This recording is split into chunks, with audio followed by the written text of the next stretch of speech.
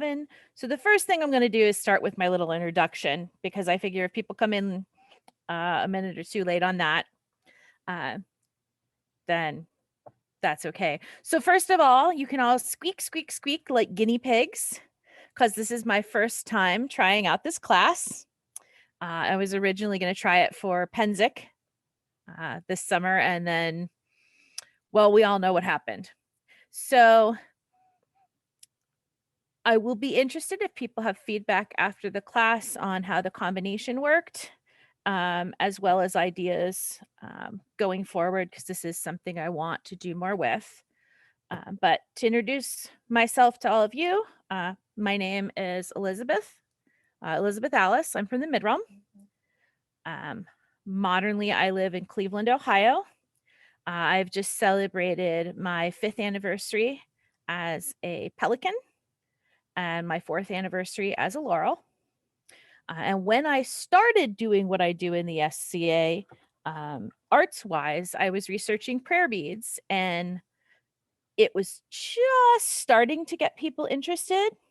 And of course, now there's lots and lots of people doing prayer beads. So I've kind of had two sides of something lots of people are into and something nobody else was doing anything with. There are still only a couple laurels in this society who have been recognized for their research.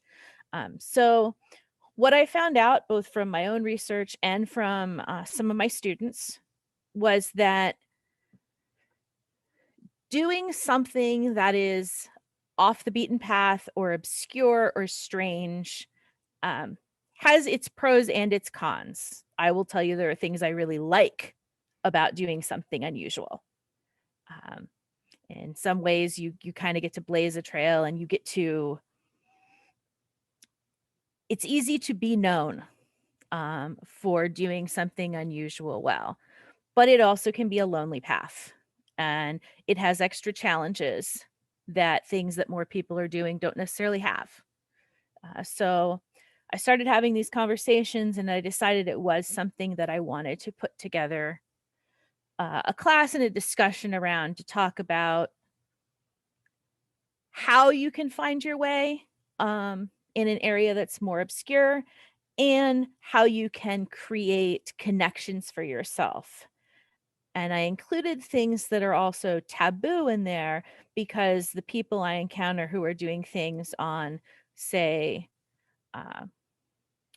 courtesan personas or birth control, contraception, are run into some of the same problems with, they're doing something that's a little different and they don't necessarily get the reactions and support. And one of the things I'm interested in is how well those mesh in here.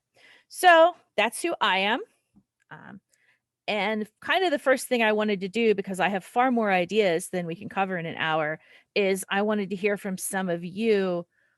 Why are you tuning into this class? What are you interested in discussing in this topic?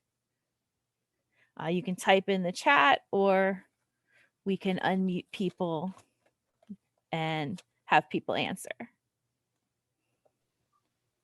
I've been researching ancient Cambodia and finding it a very, very difficult path, because it's not something that is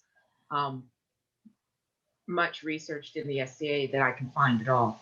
Okay, thank you. Yeah, I can certainly see that. Other people? So as you know, I have a large interest in death and the dead and death culture, which is something that there are a handful of us that do, but it is not as common. And so I share your frustrations, because certainly this is not something that everybody does. And well, death is something everybody does, which is, you know, but yeah, I've run into the same kinds of problems where it's not recognized. People tend to poo-poo it. So I'll be very curious, because there are other, what I affectionately refer to as deathlings, that have divergent interests from my own, but equally as unusual. And I'm always looking for stuff I can tell them. So. Okay. I do see a couple people in the comments. Alerai, said basically sampling as well as being new to research.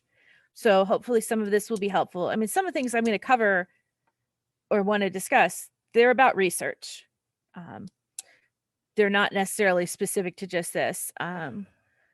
Carla said she's interested in bringing into the SCA what commonly happens in academia, where lots of folks write research esoteric subjects.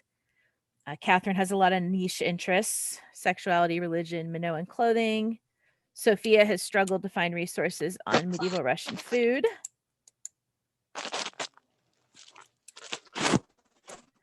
And then in my Valerie, case, thank you. Mhm. so- and then if I might interject, Sure. one thing that I'm studying that's particularly odd is the rank of the Marquisate / the Margrave, because, and it's not really as accepted in the society at this point, because out of the traditional peerage and nobility ranks, it is literally the one that has been completely excluded to this point, and both on the society history / IKA side, trying to figure out why that was, as well as on the historical side, why it wasn't as prominent of a title as, say, Duke or Count or anything like that. And then also studying period firearms technology, because I like guns, they're cool. They were a major technological shift, and that got us away from the medieval era and into the more Renaissance and modern eras. But because we're a much more medieval oriented group, particularly in my kingdom being a more earlier period group, we don't really get as much support on that side for it. Okay. Apologies. And I see a lot of comments about Roman mosaics, German Christmas pyramids, mystical. Of course, we have Henry on here, magic performance, occult arts, barbettes. So we're getting what I'm getting out of your reactions is I'm kind of going to start at the beginning, which is more the research side. And then once I sort of set okay, I want to talk about this general area, I do want people to add their own thoughts, add their own experiences. I know I have some people in here who actually helped me make some of the notes for the class. So people are going to have real life examples of some of their research and situations that came up. So I kind of organized my thoughts into clusters. And one of the things that comes up is I just classified under creative approaches to research. What are different angles that you can go at your research? Say, what are other disciplines you might be able to look at rather than traditional history? Are there disciplines that are kind of nearby you that overlap in some way? And then I want to talk about some of the options of other kinds of sources that you can look at rather than necessarily the first thing people think of. So creative approaches to research. I had somebody bring up when I was discussing this online, the idea that they couldn't find a lot of what they were looking for in traditional history. But if they went over to anthropology texts, they found information from anthropologists. Another example of finding something that's nearby, there's a lady in my kingdom who researches beaded flowers. And she was talking to me about, I'm having trouble with finding glass colors. What colors would they have used? So we were brainstorming that, okay, we don't have a lot of the beaded flowers left, but we have other kinds of glass. We have other areas you can look at and say, okay, what color glass could they make for glass vessels? What kind of things, what kind of colors could they produce? So part of what I want people to start to think of is, if going direct doesn't work, what are other angles that you can use to get at some of the same kinds of information? And I know specifically, Henry, you had some examples from some of your research, if you don't mind me putting you on the spot. You specifically mentioned about games and laws. But you're muted. I am muted. I didn't know I was warming. So yeah, games and such. One of the things I know is information in the SDA gaming laws decades before me. We're able to find rules for card games and other kinds of gambling, primarily because they watch city, and the municipalities found out they couldn't outlaw the card games, same thing. So what they had to do was carefully run aid in order to outlaw. Yeah. It's Unfortunately, because they tried to stamp them out. you keep cutting in and out. You're getting really choppy. So I'm afraid I'm going to have to take some of what you said earlier and fill in the blanks because you're just cutting out. Basically, Henry was saying that for researching things like games, you can look at laws because they had to be very specific, because you can change the name of a game easily. To ban the right thing, they would need to describe the game and the rules and everything so that, okay, you know that this is really the thing we're talking about that's illegal. And to come off of that, other people also mentioned things like church condemnation. Look for things the church is condemning and writing about in detail, because they don't say those things if nobody's doing it. They're condemning things that they're seeing. You know, somebody mentioned look for basically rich people complaining about the terrible state of what the peasants are doing and those low games they play. Well, somebody who does dance said there are dance masters rants about, oh, look at these horrible positions and postures they're doing while they're dancing. You're not supposed to do that. Well, those are all telling you things that people are doing. So it's a different way to look at it. They don't write about something that's not coming up. And sorry for putting Henry on the spot. I just knew that he had some insight that he had shared earlier. And it's too bad because I think he probably could phrase it even better. The church condemning cartomancy is 90% of why we know what's happening. So eclectic sources. Is there anybody else who has commented some of their research in an odd direction that wants to share something? And I'm just scanning the chat while people are taking a second to think. Got anything? All right. Hi, this is Ursula. Hi, Ursula. Hi, I'm just gonna ride my hobby horse for a moment. It's not completely straightforward, but literary sources are a thing. Yes.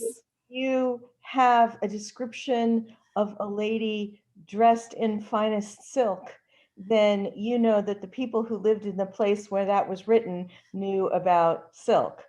And at least the richest people had silk. You know, if you get a description of an everyday scene, like for example, in Chaucer's The Miller's Tale, the characters are middle to lower class, and there's some descriptions of their work. And those will be relatively accurate,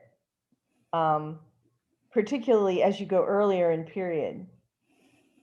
Yeah, I've actually used word etymology for some of my research to talk about when things became popular enough in society that it got its own word. And Henry. Ursula, I'm going to disagree with you a little bit there in terms of both literary and visual sources. Hi, I'm Diakva. I'm from Palantir. Hello.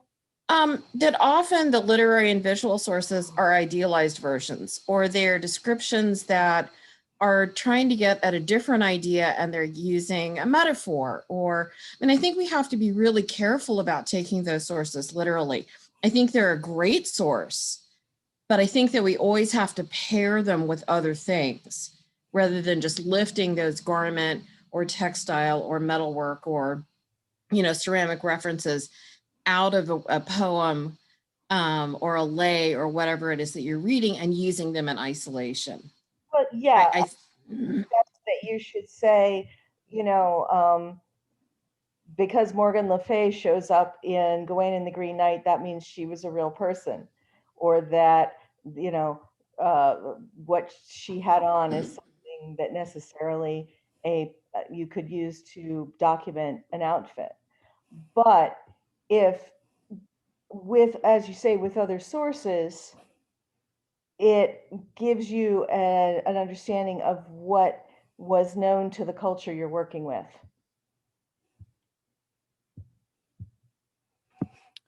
And I think part of it with anything, and one of the things I would always bring up in this is you're using these sources where you can pull them together.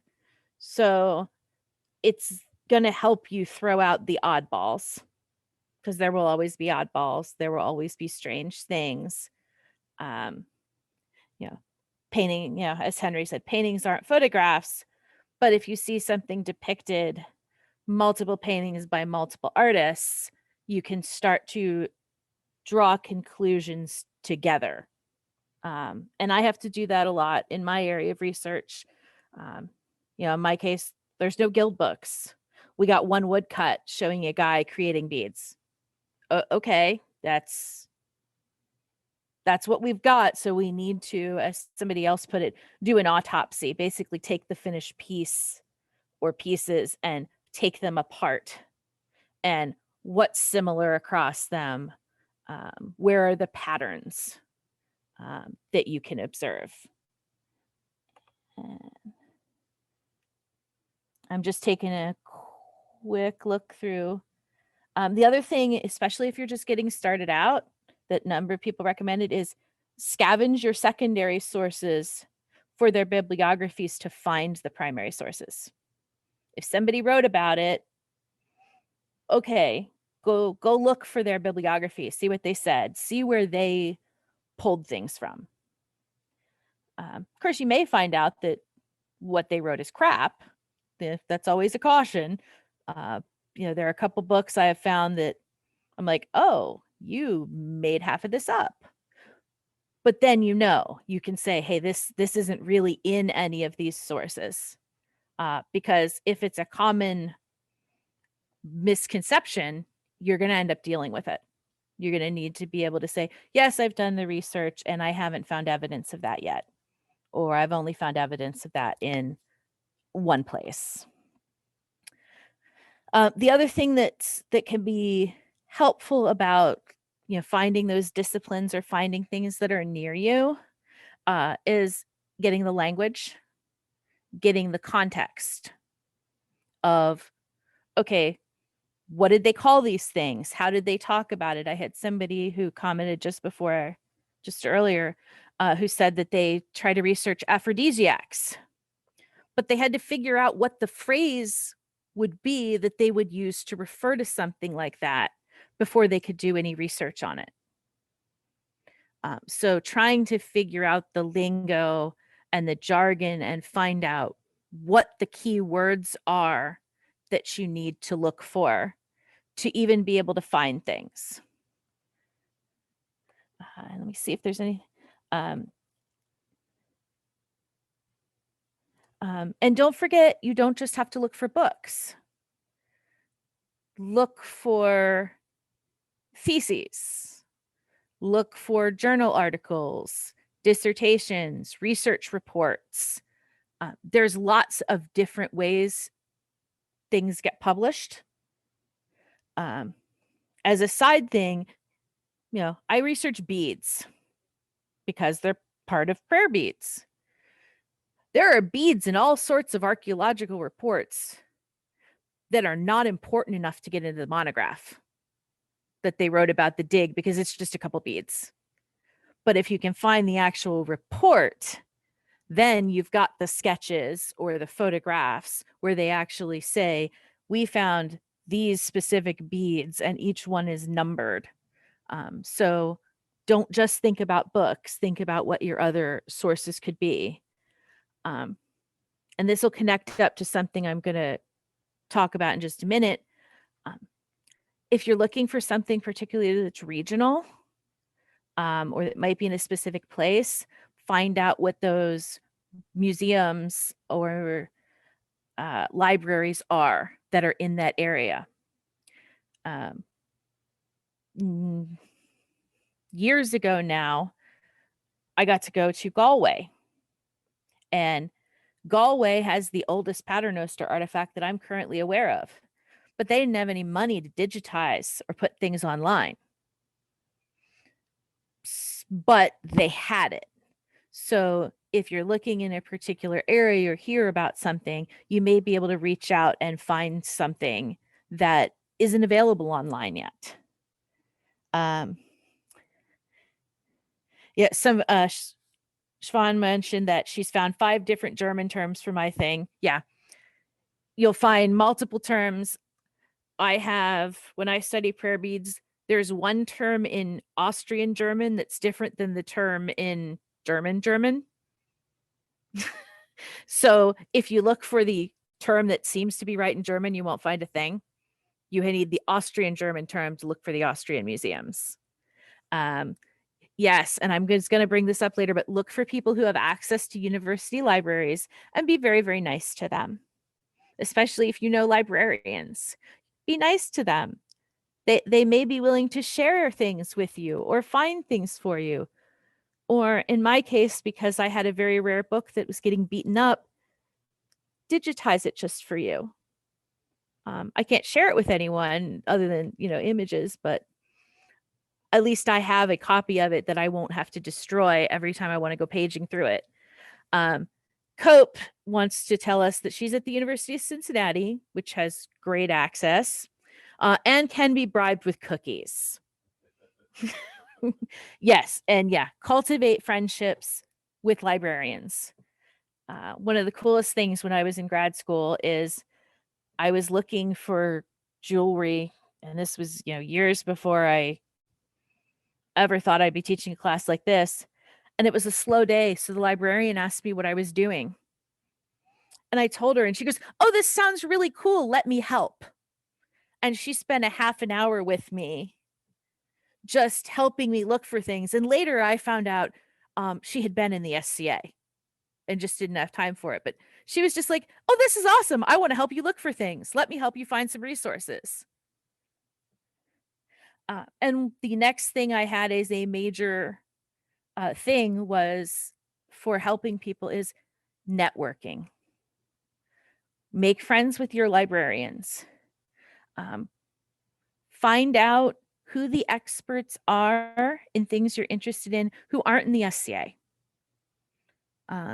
Academics, museum curators. If it is an art that's practiced modernly still, like glass blowing, lamp working, who's doing that now?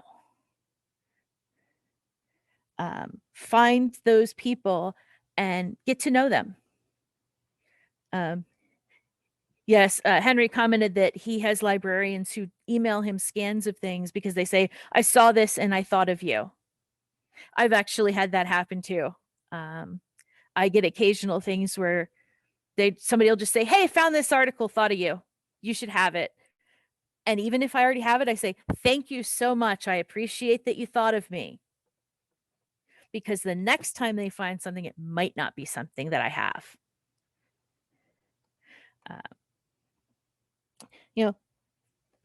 find out who those people are who know something about your topic, regardless of whether they're in the SCA. And yeah, I'm going to go into people in the SCA in just a second. There's she may not be on the call now. Kazia had come in and she said, find your modern professional organizations. Different, if you are getting really into the research, maybe you want to be looking at conferences and symposia. One of the best things about the pandemic is that University of Leeds opened up their medieval conference this year, and people could register either free for the first however many or inexpensively, and you could attend virtually and go to papers. I jumped all over that because these are people whose research can inform mine. Yay, it's going to be online this year as well. So all of you look for the information on Leeds.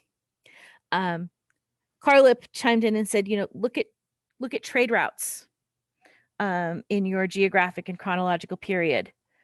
Trade routes can be another source of information. And I'm making notes while I'm talking to you.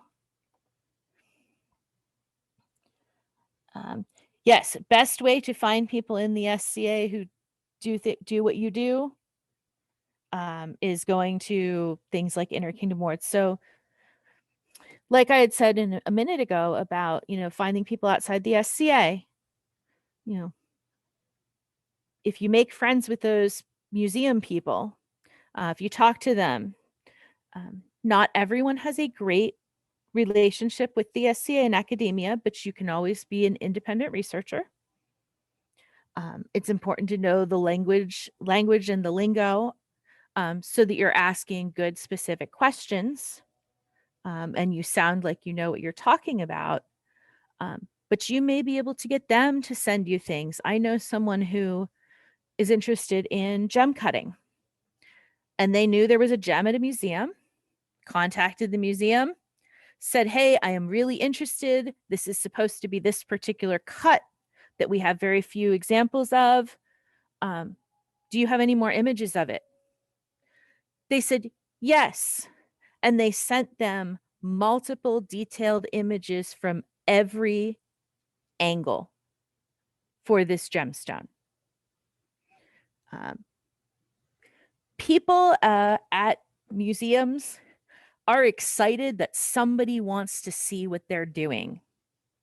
In a broader sense, pre-pandemic, our local group has started to develop a relationship in general with the Cleveland Museum of Art. They have this art project where they'll bring things to you. We had an arms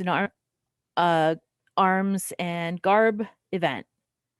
They were so excited to bring pieces of armor to us and then actually see what they looked like when we had made replicas and were actually using them. And that's the kind of thing that you can build on. They remember you as, oh yeah, you're the guy who made his own suit of armor, or you're the person who knew exactly what this piece that we brought with us was, and you can build relationships with them. Excuse me.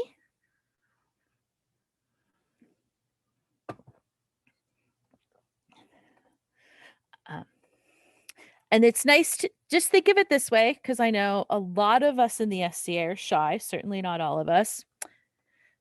Somebody who works at a museum with artifacts or a librarian, they're just geeks who are really excited about their thing too. And they are thrilled when somebody actually wants to talk to them about what they do. Because when I went to the Mary Rose Museum in Portsmouth, England, the docents there could not believe how excited some crazy American lady was to be there. They had things like they had a display set up where they had replicas of all the surgeon's tools so that you could actually handle them and see how they fit in your hand and see what they were like. The docent couldn't believe that I was that excited, but he was thrilled because somebody was stopping at his table and asking intelligent questions about those pieces. So don't be shy. They're geeks too. They're excited about what they do. And yes, check museum library access. A lot of museums will also have a library that you may be able to get books through. Depending on where you live, see what your public library has. Some public library systems are not very linked in, and you'll need an academic library. I live in Cleveland. Our public library system is incredible, what they have access to. So see what the resources are, and that's going to depend on where do you live and what do you have access to. So networking, creating a community. We were outside the SCA. Now we're in it. Henry had already English is hard. Had already mentioned teaching. Go to interkingdom events and teach, because people who are interested in what you're interested in will show up to take your class just to see who else is working on what they are interested in. They will be like, oh my gosh, there's somebody else who wants to know about what this garb looked like. And what have you found? And where have you found resources? And you'll be able to build that kind of a community across people. Use Facebook groups, email lists. For some of us, those are of the past. I kind of miss them. Blogs, places where you can communicate. And yeah, absolutely, being able to take classes online and teach online right now has actually been a boon for a lot of people who are into research. I have connected with people I never would have gotten the chance to without the pandemic. So this is a whole new world for some of these communities. One of the suggestions that I do not have the bandwidth to set up right now was somebody said that they thought it would be a great new idea to set up Zoom with research nerds, where basically have a weekly thing where research nerds get together and talk about research problems they're having and brainstorm ways to approach things and how to think them. Thank you. Carla says it was her. I loved that idea. I actually have in my note Zoom with research nerds. Interkingdom events. The other thing is, if something you're interested in has some sort of a symposium or interkingdom event, look for those being advertised. Even if, you're interested in cooking that someone had mentioned, it's a very early cooking, even though there may not be anybody teaching a class on that cooking, getting together with all those other cooks at a cooking event still gives you people who are parallel to you. You may find out one of them wants to know the same things that you do, but also they're people who are in that area and have ideas about how do you research cooking and how do you think about cooking. The cool thing about getting together with people online, in person, is you get to create a community, create a group of people who want to look at similar things. Because the hardest thing about being somebody researching something strange is when you don't have anybody to talk to, both because it's lonely, it can be frustrating, but also because you need a check. One of the things is when you're off on your own, sometimes you make logical leaps that you shouldn't be making, because I certainly did. And you don't have anybody to help rein you in and go, wait, I think you need to reread that, or I think we need to look at this a different way. So creating a community of people to help you figure things out is really important. I know for me, it was a lot of discipline as I created that community. Henry said he tried to create a council of wizards to meet at golf wars, but the head count was just too low to make that happen because it was still too obscure. Yeah.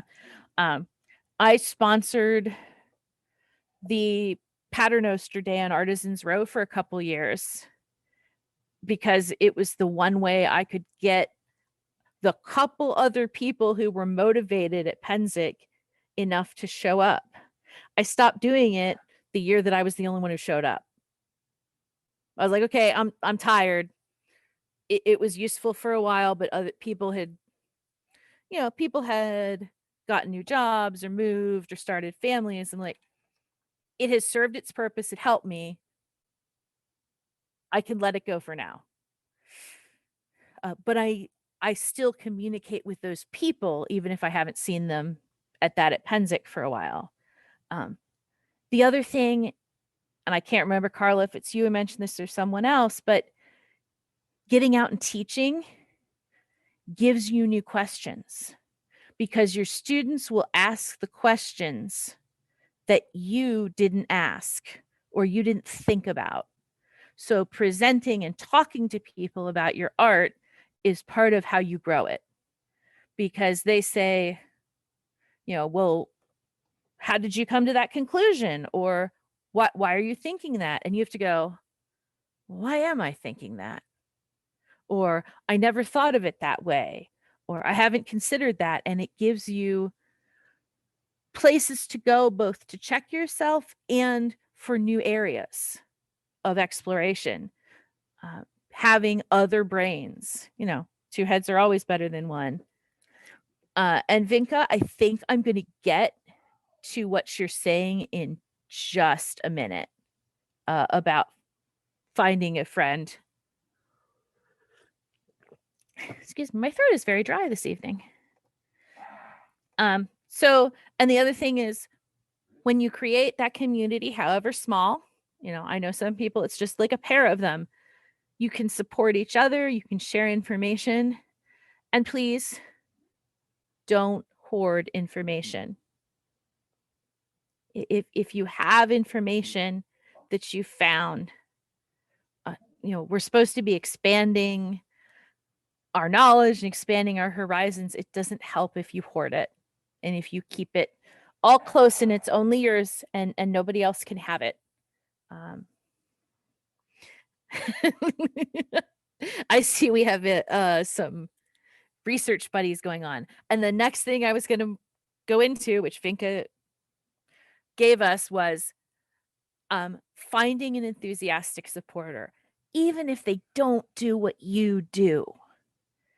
Finding people who are excited because you're excited. Vinka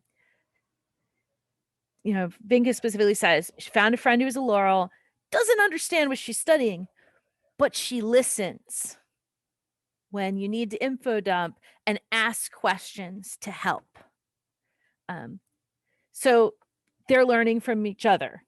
You don't have to be with somebody who does what you do. You have to have somebody who's willing to listen to you. I have 4, since I'm a Pelican and a Laurel, I have 4 what I call apprentices. None of them do what I do. When I took them as students, I said, you have to educate me on what you do. It's part of my job as a Laurel to learn about what you do. But even though we don't do the same things, I can still, you like apprentice, I can still help them. I can help them think. I can help them be critical of their conclusions. Finding enthusiastic supporters who they want to see you do well. One of the greatest gifts to me was Master Philippe in the Midrealm. He and I don't really do the same thing, but my stuff brushes up against his because some very valuable artifacts for Paternosters were found on the Mary Rose. And he's all about that 16th century persona. And he would let me, find him at an event or go out to dinner with him after the event and just be like, this is all the cool stuff I found. And I needed that. And I needed somebody who was going to listen and be interested. And even though we didn't do the same thing, he knew enough about that context that he could be helpful to me and could help me go in the right direction. And I was doing that to him long before I became an apprentice to anyone. But finding someone who will help you think and listen is really valuable.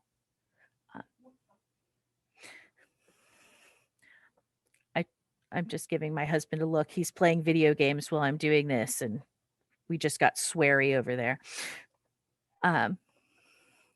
So find those people to support you. It doesn't have to be one person. It can be a group of people.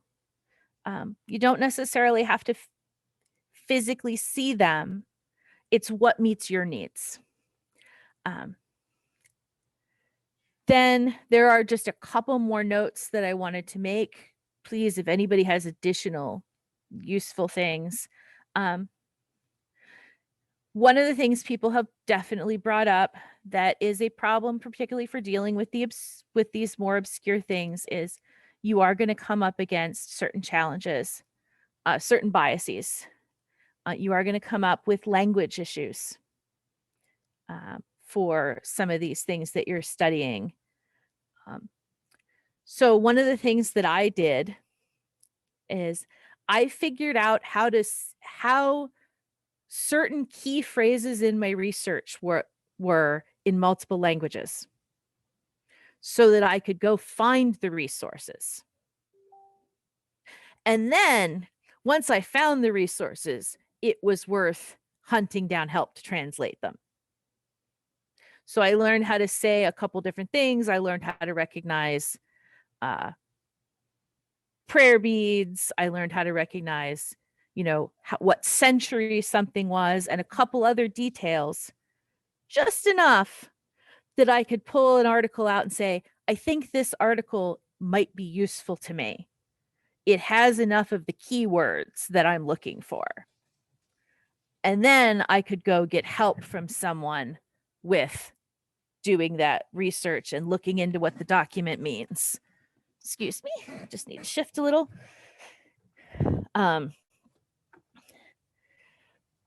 I have been teaching myself German because I started researching all this, and then I found out all the good sources were in German.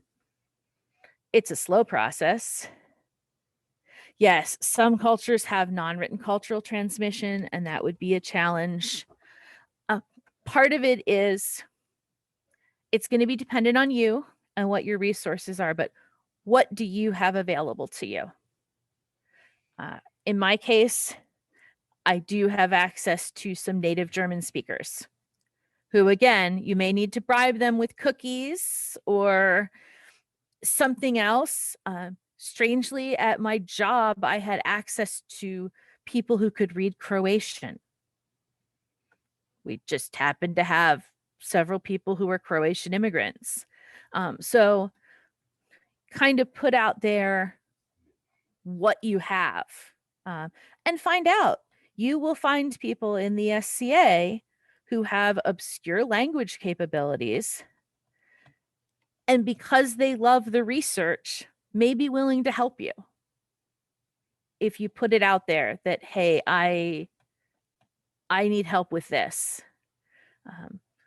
We can be an incredibly giving and generous group, especially if you are appreciative of the people who help you. And Henry brought us reconstructive experiments can take you a long way. Thank you. I forgot to mention this. Henry specifically mentions trying to monetize your art. Because if you try to make it a paying job, you're going to run into problems like someone who else in period who was trying to make it a paying job might. What are your challenges? And I can't remember, what was the phrase you used for it when you said if I had to give it a name? Reconstructive anthropology was the term that Henry had coined for it, and I liked it. Yes, somebody else mentioned And Henry mentioned, that sometimes those experiments give him the background to recognize supporting information that he didn't realize was important until, oh, I'm trying to do this. That's why. Not your coinage. It goes back a long way. It was not one I had encountered, reconstructive anthropology, but I enjoy it. I mean, I'm also a fan of experimental archaeology.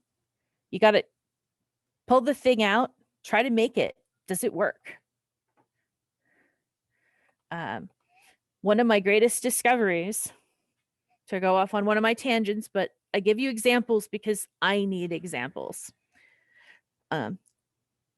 If you look in paintings of period sets of prayer beads, you will sometimes see somebody will be holding a string and there'll be a bead and a bead, and then there'll be string with no bead on it, and then there'll be another bead down here. And it's like the beads look like they're defying gravity. And you're like, what the heck is that? That's what happens when you have rough beads on a silk cord. Because once I started making the silk cords and stringing beads on them, hey, I can replicate that. Because it was bizarre, but it was a thing that actually happened when I started making and using them. Similarly, I didn't have to do the experiment. Master Johann got a paternoster for someone, set of prayer beads. He said, okay, I was actually a lay brother in a monastery. I'm going to use these the way that I would have used them. That's when he found out you absolutely do not string those on plain thread because you break them. It just doesn't work. And that's something that by doing, you figure out, hey, this doesn't work this way. And that's valuable information. And yes, Catherine mentioned academia.edu and JSTOR offering free access for the pandemic. JSTOR, it is still somewhat limited, but you have access to far more articles than you would normally. And when I, going back to my mention of the libraries, I actually found out that my local public library has JSTOR access, and I can get access through them. So check out their resources. Henry shared that with tarot readings, he started to leave certain negative cards out of the deck to make the readings more pleasurable for the clients, and then found those same cards missing in surviving decks. Sometimes you got to just try it, do it, and be like, oh, I now understand something. And Beatrice commented on the context for objects that people create in the SCA. Learning about the context, it will make your research richer. It will make your appreciation of the thing or the art or whatever it is you're creating so much richer if you learn about that. And you'll sometimes make connections that you're like, oh, so that's what that meant. Yeah, I'm a big context researcher. I started with prayer beads. Now I have a dozen books on the Reformation in England. And my obsession is specifically how those things interacted with each other. If you think you're ever going to be done with your research, that's the one piece of bad news I have for you all. You'll never be done. You'll just keep shifting. The other message that I had for how early can I document? Yeah, we'll quit researching when we're dead. How early can I document? That's a complicated question. The oldest artifact that I know of is 12th century. There is written reference to them from the 10th century. And they probably go back further. If it were simple, it'd be boring. It would be. Yes, Beatrice is very hardcore. She's going to keep researching after she's dead. So one of the other things is preparation that I want to emphasize. If you're researching something that's odd or unusual, or taboo, you need to prepare for it. For one thing, it's going to take focus and time. This is not going to be something that you're embarking on briefly. It takes time and energy and effort. And you're going to be constantly explaining yourself and educating people. I think that part's fun. I really enjoyed the fact that when I was presenting something to someone, I knew I had to educate them on what it was to start with. But it can be a little tiring. I was teaching my intro class at Penzic on Paternosters twice every Penzic at a minimum, and then a couple more times during the year, because that was part of me creating the community, so I wasn't the only one doing it. I wanted other people to come along for the ride, but I also then wanted to do more complicated questions. Taboo, yeah, it's all of those things. Historically taboo, contemporarily taboo, unpopular. I don't have any that were explicitly illegal as examples. But going into that, if you're presenting something like, for example, Mistress Keeley makes Roman beads, including the Roman phallic beads. You're going to have people react to that, and prepare for that. Just the way that you're preparing to say, okay, I'm going to have to explain what I'm doing. She knew people were going to have questions or be uncomfortable. One of my students researches contraception. She has had really nasty reactions from a couple people who are not comfortable with, because she says that her class is 18 and up because she doesn't want to deal with parents having an issue with kids coming to her class, and she's had somebody really be nasty to her over it. And after the first time, we're like, okay, so how are we going to deal with this the next time this comes up? We have a plan for what kind of thing are you going to say? How are you going to respond to this? Because the first time it really knocked her for a loop. She wasn't expecting it. But now she's like, she has an answer. Yes, making nooses in class probably is 18 and up or with a parent. I appreciate that. Things that are taboo in period are sometimes unwelcome modernly. Yeah, you need to be ready for that pushback and deal with it with grace and information. Henry put it well, don't let it stop you, but don't pick fights either. What I put in my note was, remember your goal, which is your goal is to share your research and present it and get it out there so you can have more people. So picking a fight, while it feels good in the moment, especially if you think someone's being a dork, it might hurt your overall goal. So how being polite and respectful. Here's the other thing is, you don't have to please everyone. There was one of the people who was talking as a dance laurel, and he said that he figured out through a lot of research and talked about things like basically autopsying dances and taking them apart and what are the common elements, so that he could recreate his own dance that was done in a period way. It was constructed like a period dance using period steps so that it looked like, oh, here's just another dance I haven't seen before, but it totally fit with period. And he said that there are some dance people in the SCA who, if it's not a documentable period dance, you can't do a reconstruction. And he and I both agreed. We're like, that's nice. You don't have to please everybody.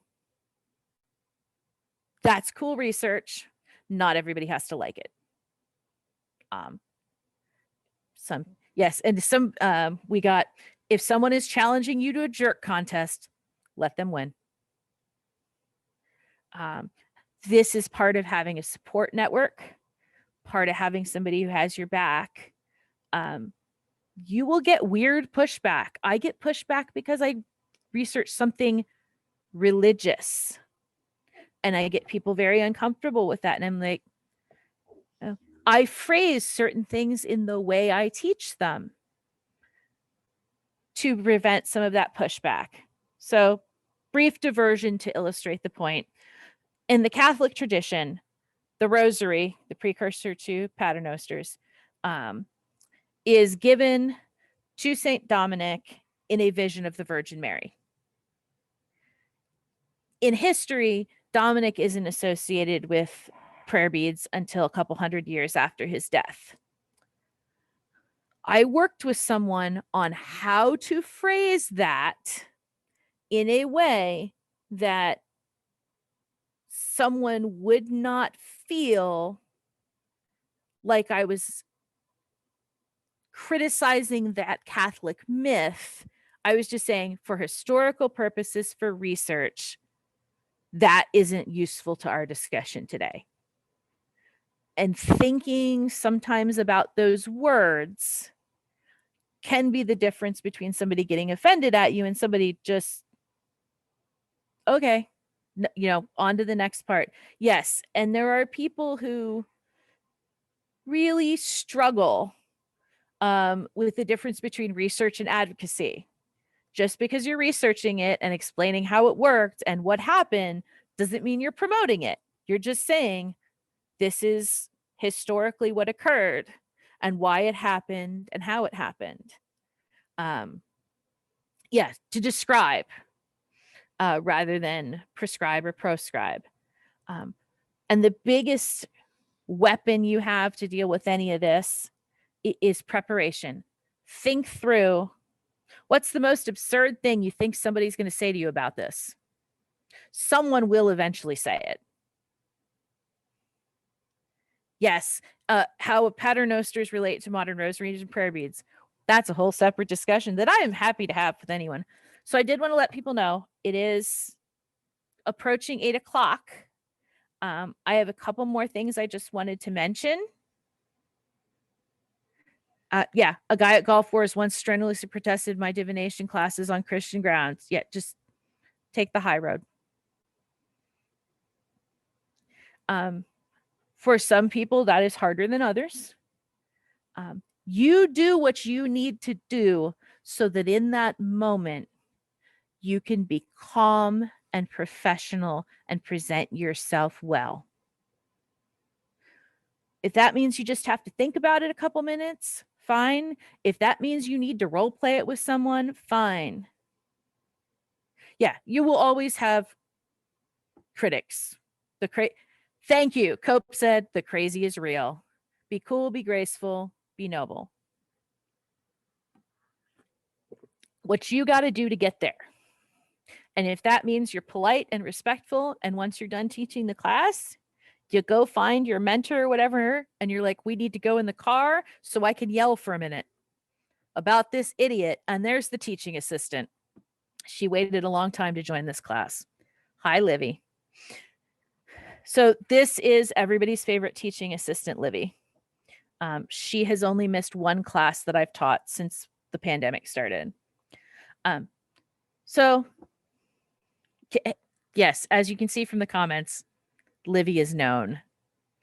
So the last couple things I wanted to say, one of the biggest things that'll help you is flexibility and creativity.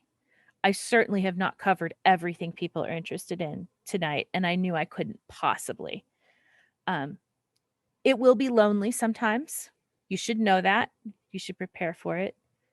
You are going to need to be comfortable that sometimes you're going to be standing on your own.